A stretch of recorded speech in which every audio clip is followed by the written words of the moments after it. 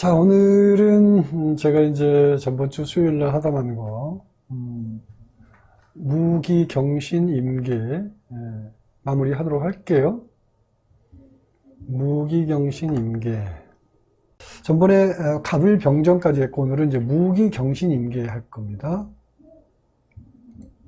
자, 제가 미리서 이렇게 준비를 했는데요. 보시면은, 자, 무토가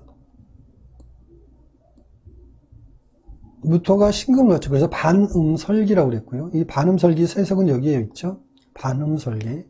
기운을 빼서 되돌릴 수 없어 앓는 모습이라고 이제, 그래서 반음설기라는 의미가 이제 이런 의미를 갖고 있다라고 얘기하는 거고. 그래서 반음설기는 이제 요거, 경금이 신금을 만나면 참견이 심해서 손해를 본다. 득이 없다.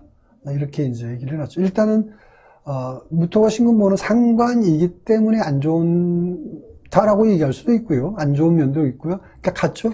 지금 무토가 신금을 보는 물상론적 관점으로도 안 좋다라고 이제 얘기를 합니다. 그래서 이거는 이제 무토가 신금 보는 거에 대해서 해석을 할 때 안 좋은 쪽으로 해석하는 거는 식관론이든 상관이든 어떻게든 해석을 해도 똑같은 관점에서 안 좋다라고 얘기해도 맞기 때문에 이런 부분이 맞아 떨어지기 때문에 다 맞다라고 생각할 수가 있다는 거죠. 이게 이제 문제가 된다라고 얘기하는 건데, 자, 보면은, 뭐라고 해석을 했냐면요. 전답주옥이라고 그랬고요. 또 논밭에 있는 보석이라고 표현했는데, 그러면 무토를 뭐로 봤냐면, 전답으로 봤죠. 무토를 이제, 물상론적으로 뭐로 봤냐면, 전답으로, 전답. 논밭이 전답이죠. 논밭으로 봤고, 그 다음에, 신금을 뭐로 봤나요? 신금을 보석으로 본 거죠. 이 물상적 대입도 극히 정상적으로 대입이 잘 되어 있습니다. 그러니까 가끔 보면 이 식관론도 정상적인 어떤 말하자면 맞아떨어지는 물상 대입을 꽤 했어요. 아닌 것도 많고 인 것도 있고요. 이거는 이제 무토 관점은 일단 문제없이 적용이 잘 되어 있다. 그러면 자, 좋은 관계는 뭐냐면, 무토 입장에서는 경금. 그러니까, 여기는 원래 이제, 무토는 돼지라고 그래요. 돼지의 토양, 아까 논밭, 돼지. 논밭의 신금은 뭐냐면, 열매가 아니라 씨앗이죠. 그러니까, 결국 경금이 열매인데, 경금이 땅에 떨어져서 씨앗이 된 건데, 무토는 경금 열매를 맺게 하죠. 그러니까 둘의 관계, 결국 무토에게 경금과의 관계는 서로가 상부상조하는 관계라고 볼 수 있는데, 무토가 신금 시종자가 있다는 것은 시종자가 있어야 할 곳에 있지 않고 엉뚱한 곳에 있다라는 거죠. 그래서 안 좋은 거죠.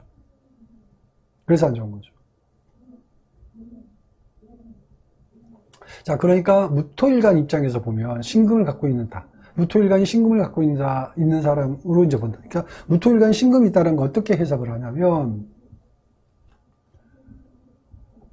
신금 보석을 가진 사람이에요. 자, 무토일간이 신금이 있다는 거. 신금 보석을 가지고 있는 사람인데 그 보석을 자기 것으로 만들지 못하고 결국 무용지물로 만든다라는 거죠. 그러니까 보석을 갖고 있다 하더라도 내꺼화를 시키지 못한다는 얘기하고 같아요. 다르게 표현하면 결국 내가 신금을 갖고 있다는 자체가 보석인지 모른다는 거. 오히려 그거를 돌멩이로 본다든지 오히려 이렇게 생각할 수 있다는 거죠. 이런 부분들의 관계에 의해서 어떤 해석이라는 부분. 그래서 이런 어떤 그 사주 해석도 물상에 대한 정확한 어떤 이론적 체계를, 그러니까 정확한 물상을 알면 해석도 자연스러워집니다. 다음에 넘어갈게요. 다음에 보면 기토가 경금을 본 거를 전도 형격이라고 그랬고요. 이 내용이 참견이 심해서 손해를 본다. 이득이 없다. 이것도 이제 기토가 경금 보는 게 상관인데 어쨌든 이것도 안 좋게 해석한 거죠. 이게 X표 있죠. 안 좋게 해석했다는 건 상관이기 때문에 안 좋다라는 게 아니라 기토가 경금을 보는 것은 참견이 심해서 손해를 본다. 어쨌든 이런 해석이라는 관점이 좀 더 어떤 현실적인 해석이 된다라고 볼 수 있고요. 또 요거 밑으로 보면 전도 형격이 어떤 의미를 갖고 있냐면 완성된 일이 깨지고 엎어지는 모습이다 이렇게 얘기했고요. 그리고 옥토 광석이라고 그랬는데 기름진 땅 속에 있는 광석이라고 이렇게 얘기했죠. 어쨌든 이런 의미는 결국 기토가 경금 보는 거 안 좋다라는 의미를 안 좋다는 의미로 해석이 된 거죠. 그러니까 전도 형격을 다시 보면은 전도 형격이 뭐라고 그랬어요? 완성된 일이 깨지고 엎어지는 모습이라고 그랬는데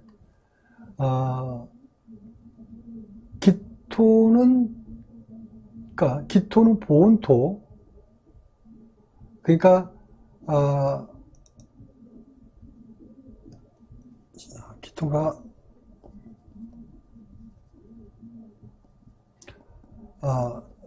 보온토인데, 보온토는 뭐예요? 신금,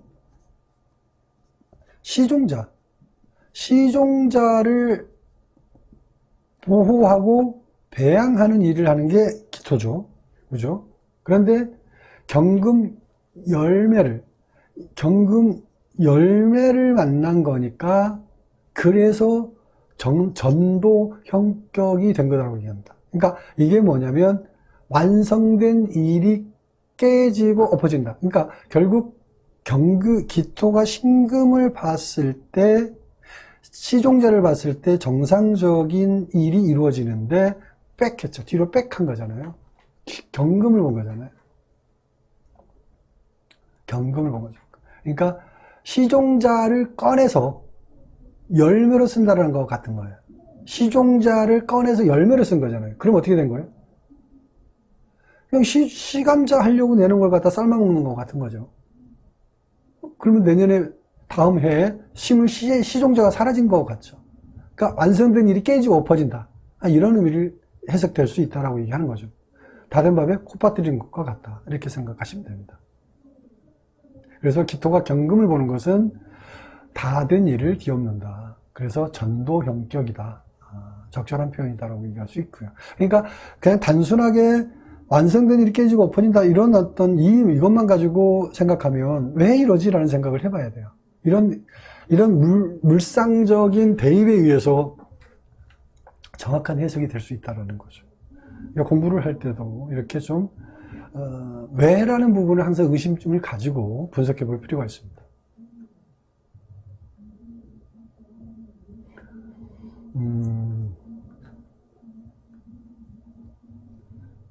그리고 옥토광석이라고 그랬는데 옥토광석은 기토 보온토는 아직 덜 염은 경금 열매를 가지고 시종자 할 수 없는 거니까 기름진 땅에 광석이라고 표현한 거, 그죠? 그러니까 기름진 땅에 광석이라는 자체는 의미가 없는 거죠. 밥 속에 돌멩이나 같은 거니까. 자, 그 다음에 경금이 개수 보는 걸 넘어갈게요. 경금이 개수 보는 거. 뭐라고 표현했나요? 보도사로. 안 좋다고 표현했죠? X 표시했고요. 칼에 녹이 쓰는 격으로 참견이 많아 실패하는 유형이다. 이렇게 나와 있어요. 보도사로. 보호의 칼이 녹이 쓴 모습을 보도사로.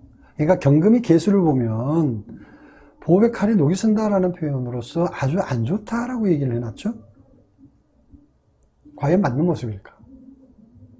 경금을 칼로 봤고요, 그렇죠? 경금을 칼로 본 거고 개수를 녹이 쓰는 물로 본 거죠. 녹이 쓴 물.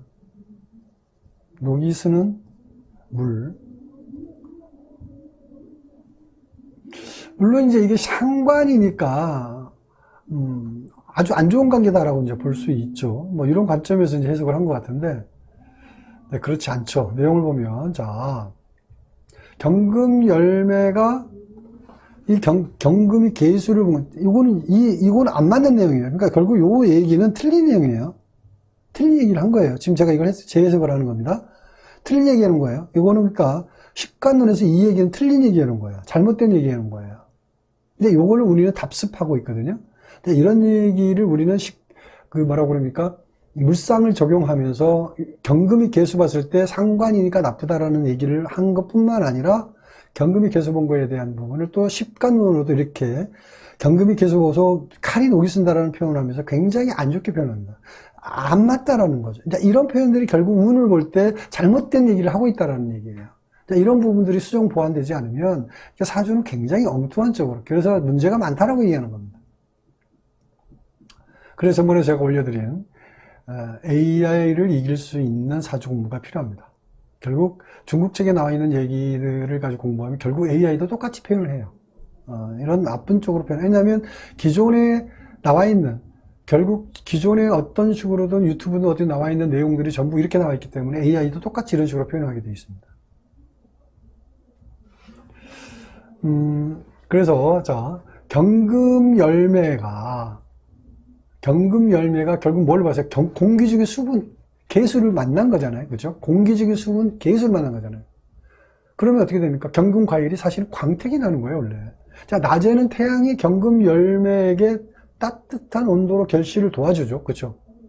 저녁에는 어떻게 됩니까? 저녁에는 개수 수분이 경금 열매를 차갑게 해가지고 빛깔 좋고 탄력 있는 과일로 만들어가는 거잖아요. 그죠? 온탕능탕 하는 거예요. 낮에는 따뜻하게 계속 길러지고 있고, 이게 뭐라고 그러죠? 이거 가고 있고요. 저녁 때는 개수의 수분이 차가워지잖아요. 결국 차가운 기운과 따뜻한 기운이 교차하면서 껍질이 튼실해지고 그러니까 안에 열매 내용물이 보호가 되는 거예요. 그게 차가운 성분에 의해서 껍질이 튼실하게 만들어지는 거죠. 그 개수에 의해서 만들어지는 거예요. 근데 그거를 경금이 개수 만난 거를 칼이 녹이 쓴다 쪽으로 얘기한다는 거는 일면만 단편만 보고. 그러니까 경금이 개수 보는 거를 안 좋게 표현하기 위해서 칼이 녹이 쓴다. 경금을 칼로 본 거고, 금이니까 칼로 본 거고, 개수를 녹이 쓰는 물로 본 거예요. 그렇게 아주 끼워 맞춘 거죠.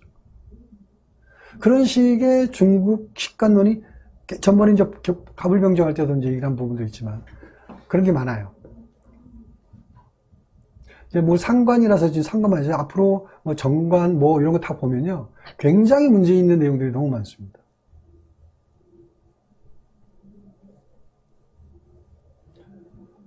그래서 경금에게 개수가 없어서는 안 되는 중요한 기운이다라고 얘기할 수 있는데 이렇게 나쁘게 표현을 해놓은 거죠.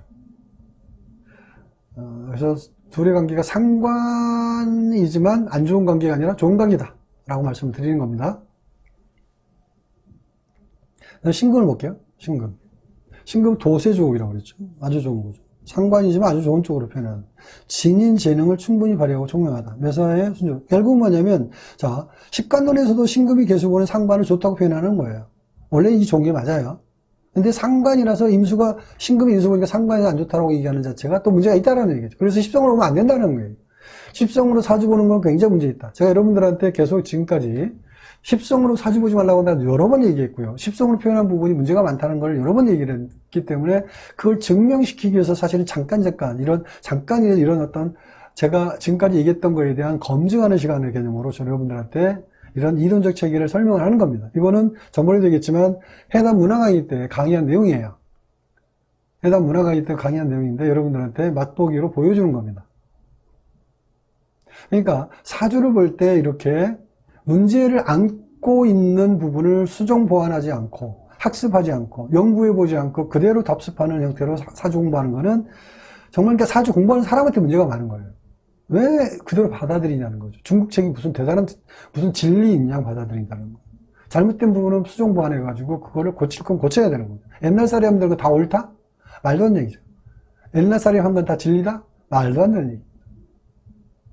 옛날 사람도 우리가 지금 죽고 나면 다 100년 뒤에는 우리도 옛날 사람이에요. 똑같아요. 옛날 사람이 무슨 진리를 갖고 공부한 게 아닙니다. 그런데 옛날에 사람들이 쓴 책은 근거학적으로 삼는 자체가 문제가 있다는 거죠. 그럴 책이 아니에요. 저런 책들이. 대단한 사람들이 쓴 책이 아니에요.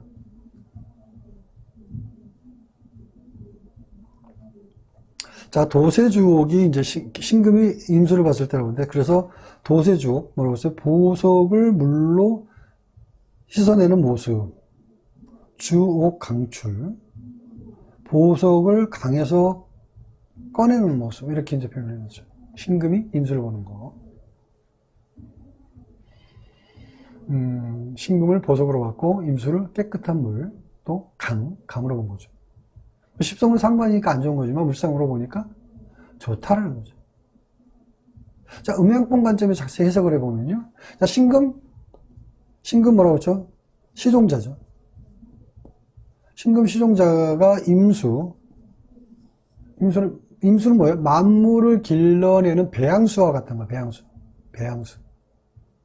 그럼 신금이 원하는 환경을 만난 거예요. 그래서 신금이 임수를 만나면 상관이지만 좋은 관계다. 여기는 이제 보석을 물로 씻어내는 형태로 이렇게 표현한 거고, 이 표현 자체가 잘못된 건 아닙니다. 이거 이렇게 이제 왜냐면 이제 신금을 보석으로 본 이유가 뭐예요? 귀한 거죠. 시종자는 원래 귀하잖아요. 보석은 귀한 거잖아요. 그래서, 물론 또 신금이라는 자체가 최대한 압축된 귀한 거예요. 그래서 열매를 본 거고요. 열매가 땅에 떨어진 시종자. 자, 열매는 수백 개지만 시종자는 그 수백 개 중에 10개도 안 되잖아요. 그죠?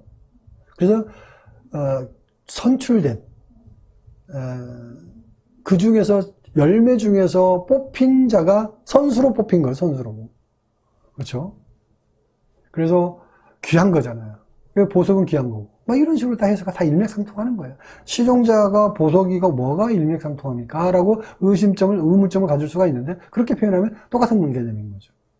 그래서 그런 관점에서 생각하면 됩니다. 그 다음에 임수가 을목을 봤죠. 자, 임수가 을목을 보면 출수홍년이라고 그랬죠. 좋은 관계라고 표현했죠. 이건 이제 답부터 얘기하면 좋은 관계가 아닙니다. 잘못된 거예요. 이것도 이제 식간론에서 잘못된 해석을 한 거예요. 끼워 맞추기식으로 공부했다라는 거죠. 자, 이런 게 문제가 된다라고 얘기하는 거예요. 결국은 이것도 상관이라서 안 좋다라고 얘기하지만 여기서는 또 식간론에서 좋다고 표현하잖아요. 그래서 자기 능력 이상으로 재능을 인정받아서 남의 도움으로 성공한다 이렇게 얘기했는데 사실 좋은 게 아닙니다. 출수홍류, 물속에 피어난 연꽃이라고 표현했고요. 우중지란, 빗속에 피어난 난초라고 그랬는데, 자, 보면은, 물속이라는 부분을 이제 임수를 물속으로 본 거고, 연꽃을 이제 을목으로 본 거고요. 빗속을 또 뭐라고 임수로 본 거고, 난초를 이제 을목으로 본 거죠.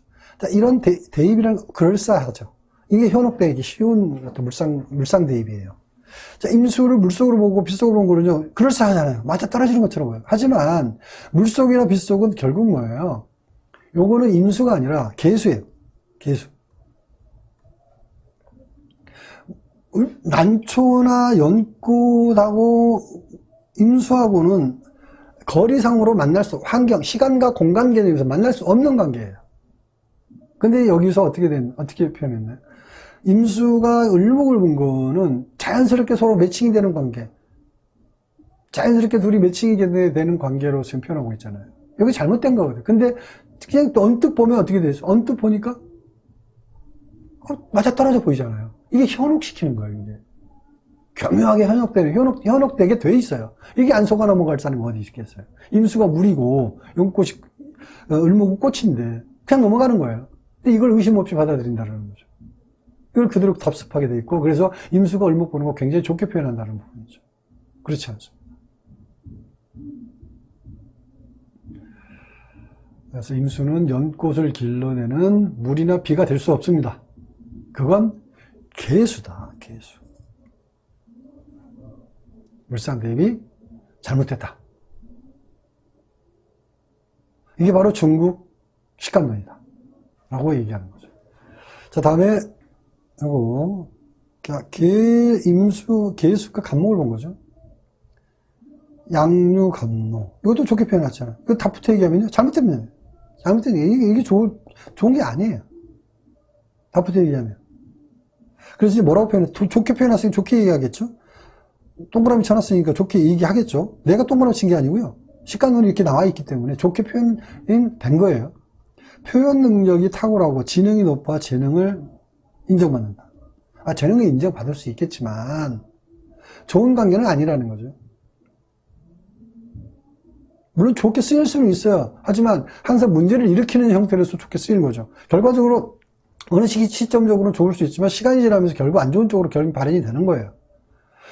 개수가 감목 봤다고 무조건 나쁘다는 건 아니에요. 분명히 개수가 감목 봐서 개수일간 입장에서 굉장히 좋은 일들을 만들어내는 능력을 발휘하는 형태로 쓰일 수는 있어요. 그렇지만 그게 시간이 지나면서 그게 문제가 될 수 있는 여지가 나타나는, 상관의 기운이 나타날 수 있는 가능성이 너무 높다는 거죠.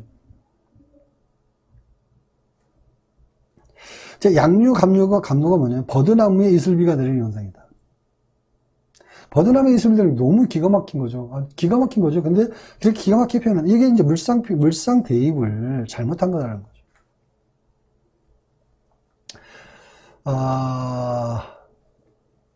감목을 이제 버드나무로 봤고요. 개수를 이제 이슬비로 봤는데, 일반적인 물상으로 보면 이게 맞을 수도 있습니다. 감목이 봄에는 생목, 그러죠? 여름에는 활목, 가을에는 다자란 동양목, 겨울에는 죽은 나무 사목, 그냥 이렇게 이제 표현을 하는데, 전번에 잠깐 얘기한 적이 있어요. 그래서 얼마든지 버드나무를 볼 수 있어요. 근데 감목을 이런 식으로 나무로 보는 것이 문제라는 거예요.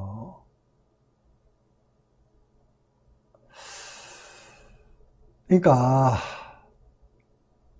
생목, 활목, 동양목, 사목 이런 식으로 중국책을 보면 지금 중국책뿐만 아니라요. 서점에 교보문고에 나와 있는 사주책 보면 다 이런 식으로 나와 있어요. 물상론의 개념이 다 이런 식으로 나와 있습니다. 잘못됐어요. 그래서 얼마든지 그러니까 이런 내용들 때문에 말하자면 그런 감목을 나무로 표현한 겁니다. 나무로 표현하는 자체가 잘못된 거예요.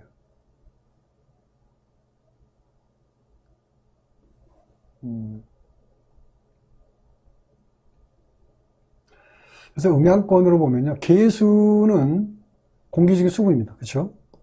개수는 공기적 수분이에요. 이슬도 되죠. 이슬. 또 비가 되고요. 비. 또 뭡니까? 식물의 양분. 이 개수예요. 근데 감목이 뭐예요? 감목 뭐라고 그랬죠? 뿌리. 감목에게 정작 필요한 기운은 개수가 아니고 임수입니다. 개수가 아니고 임수예요. 뿌리에게 필요한 거는요, 이런 게 아니고 임수입니다. 그래서 감목 뿌리에게 좋을 게 하나 없습니다. 개수는 감목 뿌리의 양분이 될 수 없습니다. 오히려 뿌리를 썩게 합니다. 그래서 개수가 감목을 만나면 상관이 나서 좋은 게 아니고요. 이게 상관에서 안 좋은 게 아니고요. 이런 물상적인 이유 때문에 안 좋은 겁니다. 근데 또 여기서는 뭐라고 해놨어요? 좋다고 해놨죠. 물상 대입을 엉뚱하게 한 거예요.